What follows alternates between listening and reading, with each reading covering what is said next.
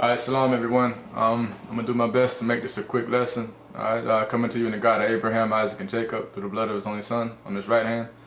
I'm gonna do this lesson as it's holiday season, and hopefully this can carry on beyond holiday season. But it's there's two sides of life. Alright, if you haven't checked out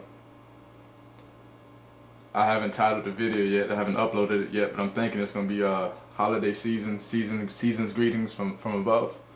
Check that out, and that'll build up to this lesson right here. But it's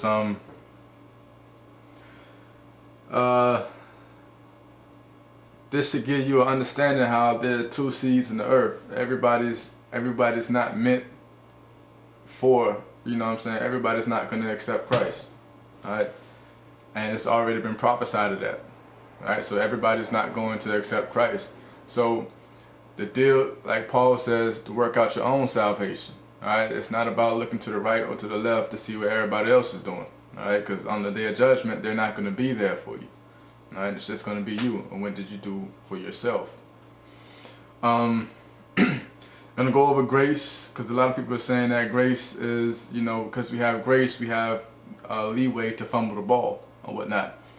And it's true, but people abuse grace, right? And that's sinful.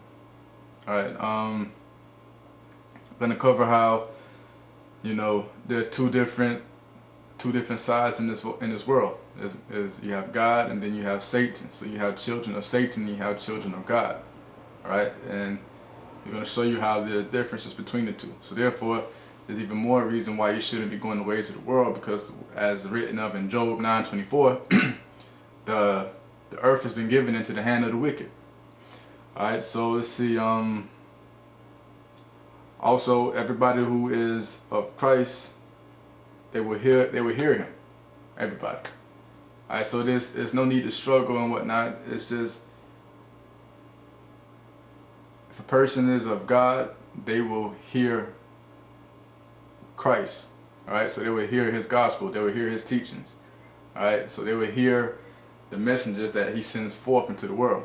Just like when Christ was walking, gathering the 12. He walked past and saw Peter in the boat fishing. He just said, "Yo, come on, walk with me." He left the boat and everything and followed after Christ. When he saw Matthew sitting down, at the table of customs and whatnot, and then he said, "Yo, follow me." And then he just got up and followed after him. Alright, so it's like, when a child of God hears Christ or his teachings or whatnot, or a brother or a sister who is filled with the Spirit of Christ, they know to look past that person and see the Spirit. It's the Spirit that makes all things in one. Alright, if a person doesn't have the Spirit, then they're not a part of all things, so they're severed. So that means they're with Satan. Alright, hell was meant for Satan and his angels. So therefore, people who hold on to sin, when sin is cast into hell, people who are attached to the vine of sin, they go to hell with the vine. Alright, so the righteous and the wicked, also in the families. Alright, you have a family of the earth, right? That your natural family, and then you have a separate family. Some of us do. And I'm gonna show you how you're two different families. And once you accept one family, you have to let go and deny the other family. Alright, and that's pretty much it. So let's try to make this no longer than 5 videos. Let's go to St. John chapter 9, and this should cover understanding about grace. St. John chapter 9, starting at verse 39. And Jesus said, "For judgment I am come into the world, that they which see not might see, and that they which see might be made blind." And some of the Pharisees which were with him heard these words, and said unto him, "Are we blind also?"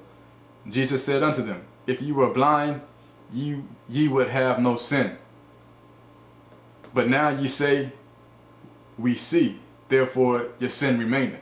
Basically what Christ is saying is that those who knew that they were in need of salvation, those who knew that this world is wicked and that we shouldn't follow along with this world, those who knew that this earth isn't going along with the ways of God, they knew to seek for something outside of this world. They knew to seek for Christ. They knew to seek for God. All right, so they were made, by receiving the Spirit of Christ, you're made blind, or you're put under grace. All right, but for those who feel that they're fine and dandy without Christ, you have the apostles and the prophets out here ministering, making them see their sin. All right, so we'll go to Romans chapter 6.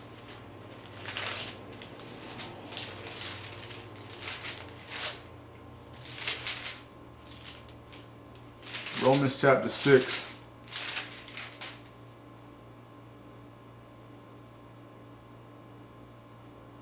Verse 14 through 16.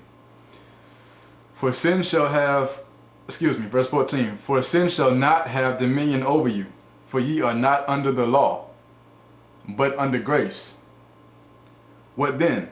Shall we sin because we are not under the law, but under grace? God forbid.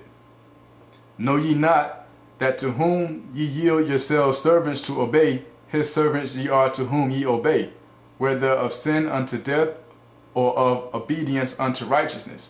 Keeping in mind that you have the Spirit of Christ in you. If you have the Spirit, you're obeying the Spirit, the voice of the Spirit that's in you. Because to accept the Spirit and walk with the Spirit, you have to first deny yourself. So if you deny yourself, that means you're casting down one thing and you're accepting another. So if you deny, if I deny myself, then I have to accept something else. So I denied myself and accepted Christ. So therefore, if Christ lives through me, then I obey his voice. So therefore, I'm no longer my own. So God cannot tempt nobody of sin. So you can't will, and in James it says, to he who knows to do good and doeth it not, to him it is a sin. All right. So if you willfully knowing that something is wrong and you're doing it over, you're still doing it, you can't say that grace is covering that, because the Spirit that you knew, your conscience that you knew that was wrong, you shouldn't do it. That was the Spirit saying don't do it, but you did it anyway, saying now I'm under grace, but Christ just told you not to do it. All right, so that's a sin. All right, so grace, everybody is given a measure of grace, a certain measure of grace and faith from the Father. All right, so you can't use grace as an excuse to sin. All right, once you know to do good and you don't do it, then you are in sin.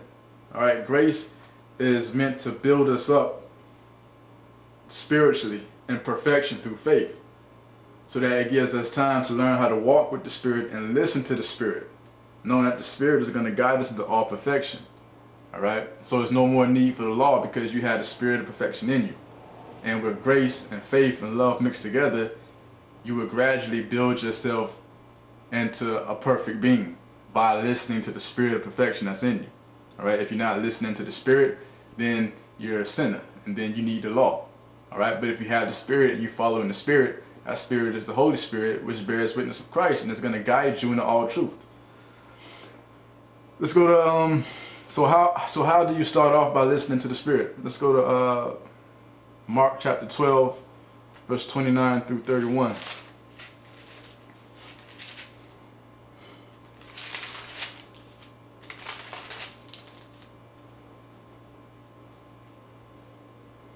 And Jesus answered, verse 29. And Jesus answered him, the first of all commandments is, Hear, O Israel, the Lord our God is one Lord.